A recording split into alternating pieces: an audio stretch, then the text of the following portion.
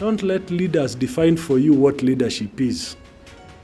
Define that leadership yourself and hold that leadership accountable on the ideals that you have defined.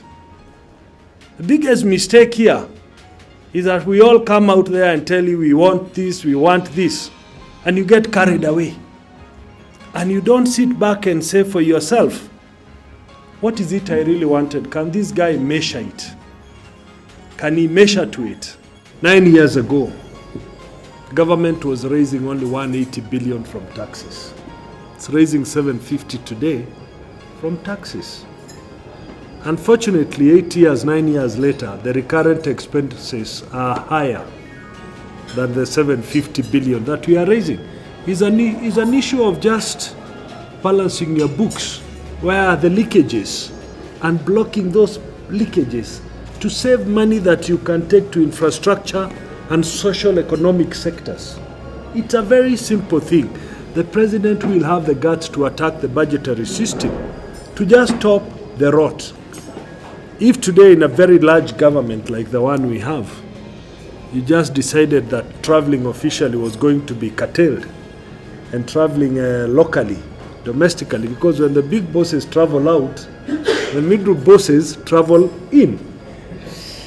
And there is travel expenses and there is per diem. That alone would actually save this country lots of billions. Not millions, billions. Our priorities are not there. We are doing too many things that have no impact to Kenyans.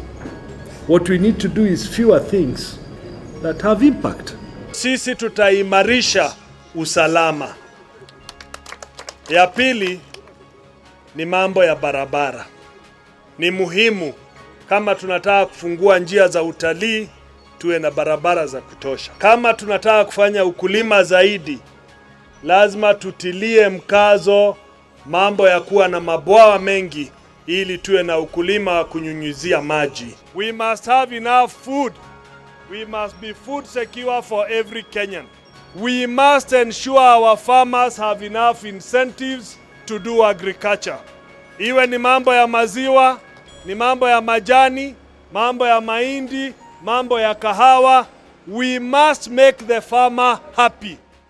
Sera zangu ni rahisi sana, ni za kufanyia wananchi wa kawaida kazi. Ili waweze kujiendeleza na mambo yao ya kawaida. Nchi hii tukijenga mambo ya maendeleo, hawa watoto hawatapata shida. Hawa watoto wakielemishwa watoke hapa, utakuwa watajiri. Manake ile kitu kidogo mko naye utakuwa unatumia peke yako.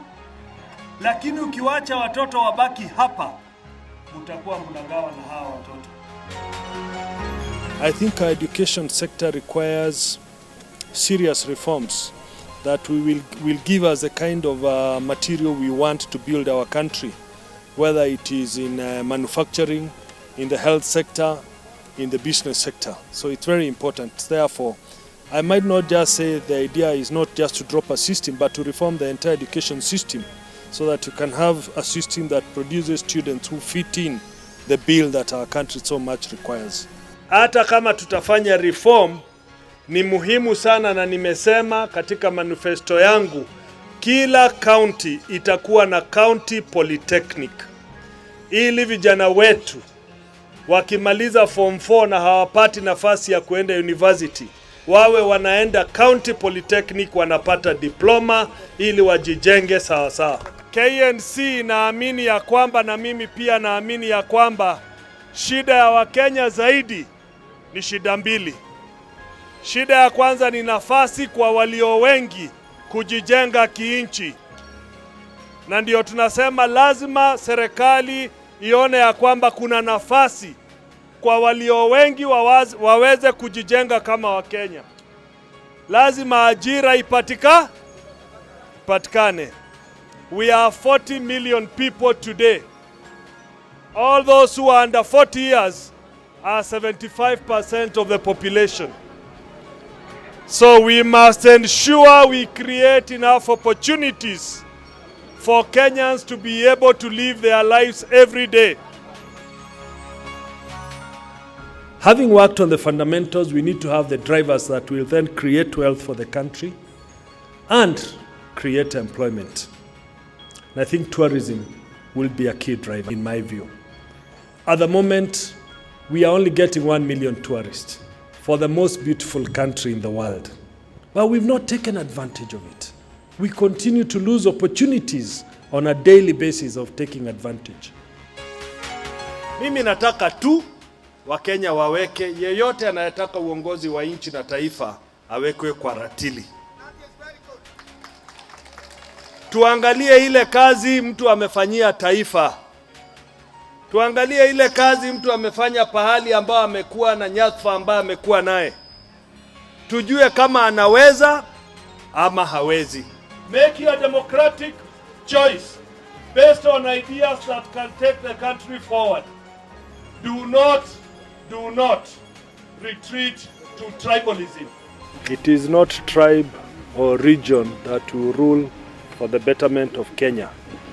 It is any Kenyan from any part of the country who has capability, ability, vision, passion and energy to steer Kenya to the next level that Kenya really requires.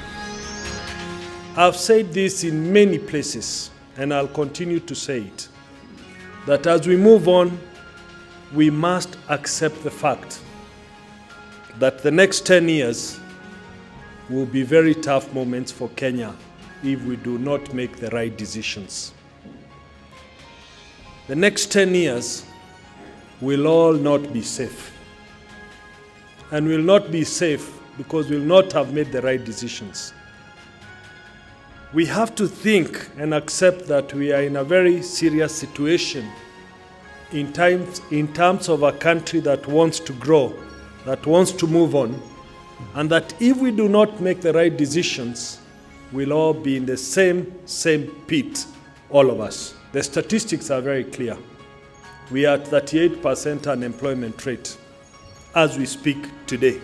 In 10 years, we could easily be 65% unemployment, because those kids who are below 18 are now 52% of our population. In developed countries, hakunanga siasa. Siasa ile inakuanga hapo ni which government will spend the taxpayers' money better and well. That's all. We've never even reached there because wewe ni kabila gani, you know, so you never get to reach there. But that's where we need to reach. I want to be different. I want to demystify the presidency. Presidency must be somebody who will work for you. You pay him so well. Why wouldn't he work for you? So if you volunteer to do something, then you must do it. That's what I want to do.